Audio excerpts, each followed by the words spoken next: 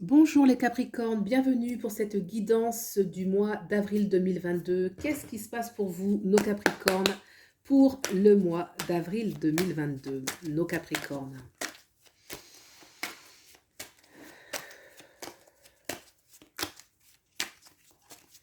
Les énergies de nos Capricornes. Cavalier des épées. Hop, il y en a deux qui viennent. Le chariot et la reine des bâtons. Bon, eh bien écoutez, il y a de l'action.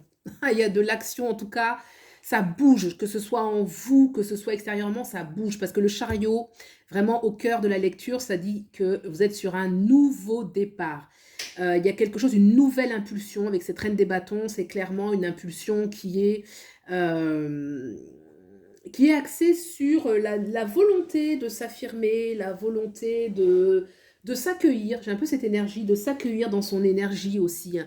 On se reconnaît, on est dans la reconnaissance de soi, ça y est. Et puis, ce cavalier des épées, il a des choses à dire. Il a des choses à dire, il a des choses peut-être à entendre, mais il a des choses à dire. Peut-être est-ce qu'il veut reconquérir quelque chose, il veut se battre pour quelque chose. Il va vers la gauche, est-ce que c'est en lien avec le passé, reconquérir quelque chose? Est-ce qu'au contraire, il veut trancher avec quelque chose? En tout cas, on sent qu'il y a quelque chose à régler pour pouvoir avancer. Nouveau départ dans quelque chose, on coupe quelque chose pour un nouveau départ. Quoi qu'il en soit, il y a quelque chose à régler pour avancer. Alors, qu'est-ce qui se passe pour vous dans la sphère professionnelle et ou sociale? Le 3 de bâton. Alors le 3 de bâton, clairement, ça y est, on voit où est-ce qu'on veut aller, hein. Vous voyez ce chariot, je parlais bien d'un nouveau départ, quelque chose. Et là, on voit que socialement, on voit là où on veut aller. On voit les personnes avec qui on veut collaborer. Ça parle de renouveau, ça peut être un nouveau travail, ça peut être le début d'un nouveau travail, le début de nouvelles relations sociales. Une nouvelle façon aussi de fonctionner. On sent qu'on tourne le dos au passé, qu'il y a pu y avoir des choses, un cycle plus ou moins facile ou difficile. Mais là, on sent vraiment du dynamisme, on tourne le dos au passé et on passe à un nouveau cycle, hein. Le 3 de bâton, c'est vraiment je m'ouvre vers les nouvelles possibilités et surtout je vois où je veux aller. Il y a une visibilité sur ce qu'on veut atteindre, clairement. Donc, il n'y a pas d'hésitation. Et c'est ce que je ressentais, hein, quand j'ai vu l'énergie comme ça. J'ai vu qu'il n'y a pas vraiment d'hésitation. C'est comme si il y a une énergie très, un mouvement en vous qui est prêt à enclencher, à appuyer sur la pédale et à y aller vraiment à fond là.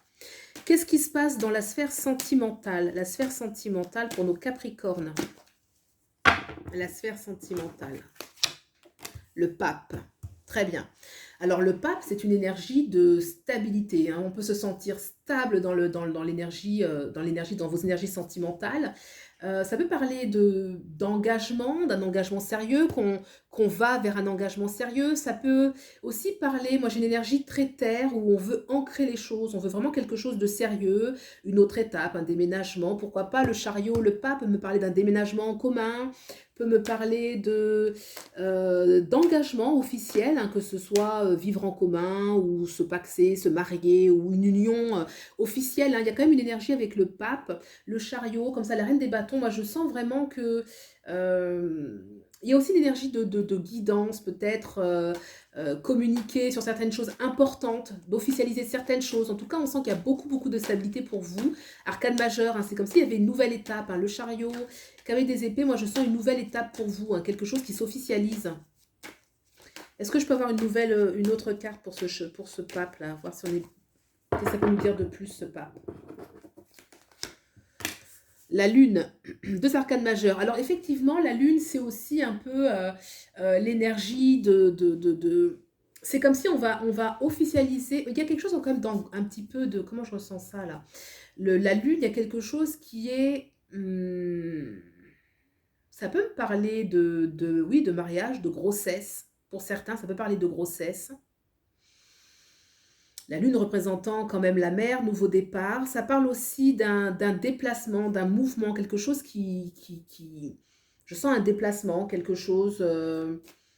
Cet engagement peut occasionner pour certains certaines peurs aussi, hein, certaines peurs, certaines angoisses, peut-être pas jusque-là, mais en tout cas certains doutes, comme si on veut se stabiliser, mais il peut y avoir des petites peurs. Est-ce que je peux avoir une autre indication? Parce que du coup, là, cette lune, la lune par définition, c'est quelque chose qui est... qui est très émotionnel, très inconscient, très, des fois instable, changeant. Ça me parle en fait du cycle. Non, j'ai compris. En fait, c'est une notion de cycle. Pour moi, j'ai l'énergie de cycle. C'est quand même cette stabilité. C'est comme si elle arrive à un moment cyclique, le bon moment. Je vais quand même prendre une carte pour... j'ai l'empereur, vous voyez, l'empereur en dos deck. Donc c'est ça en fait, hein. Il y a une énergie quand même de stabilité, de grande stabilité sur le plan sentimental, hein. Clairement, hein, le pape, l'empereur, la lune. Même s'il y a certaines angoisses, en fait, même s'il y a une zone d'incertitude, une zone d'inconnu, on y va. Et moi, j'ai l'énergie quand même de on y va. Et pourtant, il y a le pape, c'est quelque chose d'une assise. C'est l'énergie du chariot, en fait, qui vient teinter un petit peu le plan sentimental. C'est comme si, bah, on y va, on le fait, on franchit le pas, on s'engage, on déménage. Quelque chose vraiment qui a pu faire peur, qui fait encore un peu peur, mais qu'on va vraiment poser dans la matière. Ok, qu'est-ce que vous laissez de côté ?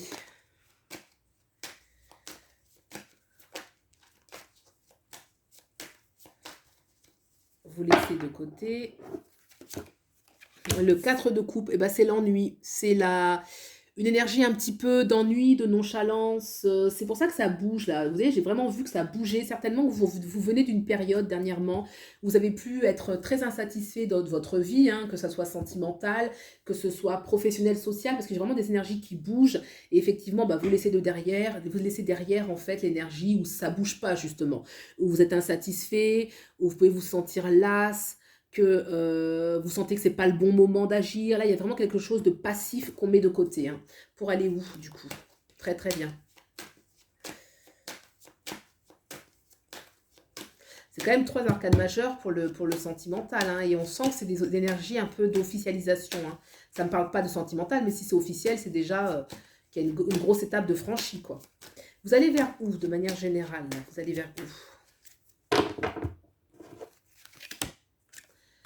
L'étoile, bon, bah vous allez vers un baume, vous allez vers quelque chose qui vous fait du bien, vous allez vers une reconnexion avec vos rêves, une reconnexion avec vos espoirs. L'étoile me parle quand même que les choses vont se faire aussi petit à petit, que voilà, on se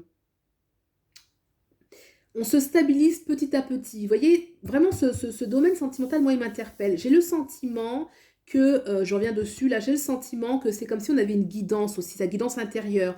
Comment je m'écoute au niveau de mes ressentis, dans ma vie sentimentale, comment je me stabilise. Il y a aussi quelque chose un petit peu comme ça. Et du coup, vers cette étoile, on va vers aussi une confiance en soi, une guérison, un bien-être, un mieux-être. Le départ que vous entreprenez, ce grand nouveau départ, il va quand même se construire déjà dans la beauté, dans la bonté, mais aussi dans un peu la notion de temps, un petit peu la notion d'espoir. Peut-être que ce que vous allez mettre en place va demander un certain temps pour que vous puissiez vraiment récolter les fruits.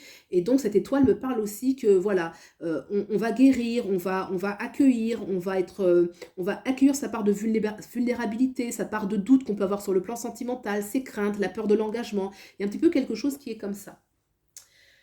Voilà ce que je peux dire les Capricornes pour ce mois d'avril. Ça fait quand même 1, 2, 3, 4, 5 arcanes majeures, une reine. Donc c'est quand même assez fort pour vous. Je vous souhaite le meilleur et je vous dis à bientôt. Au revoir.